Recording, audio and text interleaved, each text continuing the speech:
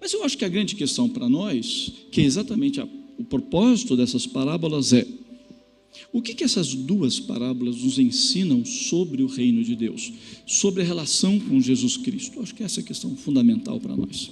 Ambas mostram de modo assim, totalmente explícito, totalmente enfático, totalmente categórico, que o reino de Deus que se manifesta em Jesus é uma força tão poderosa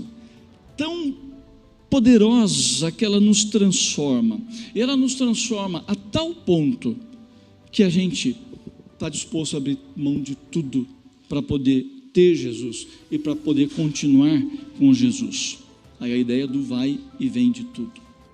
O cristão que não tem essa experiência, talvez precisa repensar a sua vida, porque é da essência do cristianismo a ideia de que Jesus é o centro, e Ele não apenas é o centro da vida, Ele é o maior valor da nossa vida, a ponto do próprio Jesus dizer que, se necessário, a gente deve perder a vida para ganhar o reino de Deus. O reino de Deus, o Senhor Jesus Cristo, eles são, nas parábolas, mimetizados no tesouro escondido e na pérola preciosa, sem os quais a gente não consegue viver. E aí a gente pode apelar para aquela coisa de criança. Talvez para alguns de nós é difícil lembrar, mas certamente todos nós temos memórias de querer alguma coisa, de querer um presente, e aí o pai e a mãe dizer aquela frase que a gente não gostaria nunca de ouvir no seu aniversário. E às vezes, amigo, o aniversário está ali há 9 meses, e 9 meses para uma criança é mais do que uma eternidade, é umas 3, pelo menos. E a gente não consegue esperar, não é? E quando você ganha aquele presente, você não quer nem dormir, não é verdade? Você quer ficar brincando, né? Sem parar. É mais ou menos essa ideia que essas duas parábolas dão. O tesouro escondido e a parábola preciosa são as coisas sem as quais essas pessoas não conseguem viver da mesma forma o Senhor Jesus, sem o qual a gente não consegue viver. Agora, há, como eu já anotei, diferenças das parábolas, e elas apresentam duas formas de recepção, porque essa é a ênfase das parábolas. Como é que a gente recebe o reino? Como é que a gente recebe Jesus Cristo? E há duas formas aqui que eu acho que é importante a gente prestar atenção. A gente pode, a partir da parábola do tesouro escondido, a gente pode, em contato com Jesus Cristo, ou descobrindo, claro que descobrindo a linguagem aqui da parábola, né? Mas se você é um reformado, cristão reformado, né? Sendo descoberto, ok, vamos, né, manter a doutrina aí.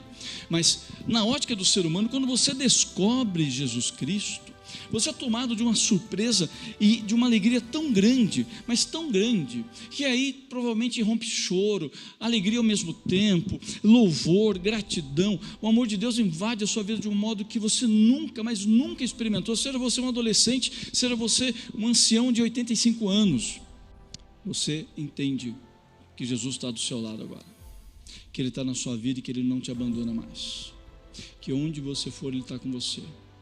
Onde você for, Ele está com você. E que Ele não é mais uma figura pregada numa cruz, ou Ele não é mais uma imagem distante, mas Ele é alguém com quem você conversa a qualquer momento, com quem você se relaciona, e você pode falar das coisas mais profundas do seu coração, das coisas que você não tem coragem para falar para ninguém. Então essa imagem do impacto, né, de um trem que te atropela, de uma coisa assim avassaladora na vida, e que você não consegue nem se dar conta. E aí você não se contém e sai por aí falando para os amigos, né? Querendo falar para pai e mãe, querendo falar para vizinho, querendo falar, enfim, para conhecido, desconhecido, amigo, inimigo. Você não se contém, né? Você não se contém. Esse é o bom problema, né, Serginho, de crente assim na igreja, que você tem que... Calma, meu amigo, calma. Mas é essa alegria incontida que não dá para segurar. Ou então, aí você vai para a parábola da pérola preciosa. E o que é essa parábola, dentro dessa coisa assim de alguém que é um profissional, que procura, que analisa, que pesa, que vê valores, que discute? O que essa parábola ensina do ponto de vista da recepção do reino de Deus?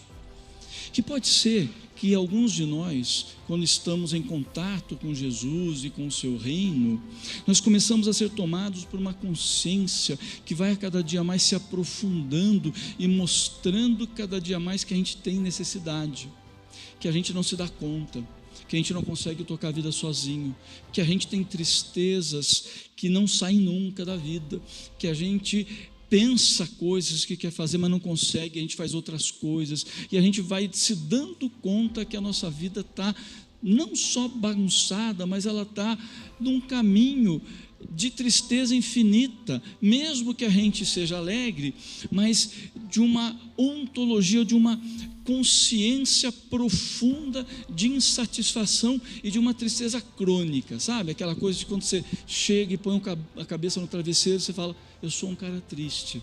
Eu passei um dia num churrasco, dando risada, contando piada, mas eu sou um cara triste. E o pior, não tem razão para eu ser triste, mas eu sou. E assim é a minha vida. Mas aí você começa a ter contato com Jesus e com o Evangelho, aí você começa a refletir, e aquilo começa a criar espaço em você, vai tomando conta da sua mente, vai entrando no seu coração, vai ligando pontos, fazendo conexões, e você começa a ter introspecções e a refletir e a pensar. Às vezes a gente fica quieto, a gente fica pensativo, e as pessoas ficam, nossa, aquele cara lá, né, está só nos cantos, só pensando na vida, etc. Até o momento que nesse processo, que na maior parte das vezes, nesses casos, é um processo longo, até o momento em que a gente compreende as implicações de andar com Jesus, as implicações do reino de Deus, a gente entende quem é Jesus, a gente entende o que Ele quer fazer com a gente entende o que é ser cristão, o que é estar na igreja, o que é assumir o Evangelho. E aí a gente, num ato muito racional, a gente decide ser cristão, a gente decide andar com Jesus. Não tem crise, não tem choro, não tem escândalo, não tem festa. É uma decisão pessoal, particular, refletida, pensada, mas é óbvio que as pessoas começam a ver a mudança na vida, as pessoas começam a ver as consequências, dessa aceitação de Jesus na vida, porque aí a vida vai mudando e a vida vai dando sinais de mudança.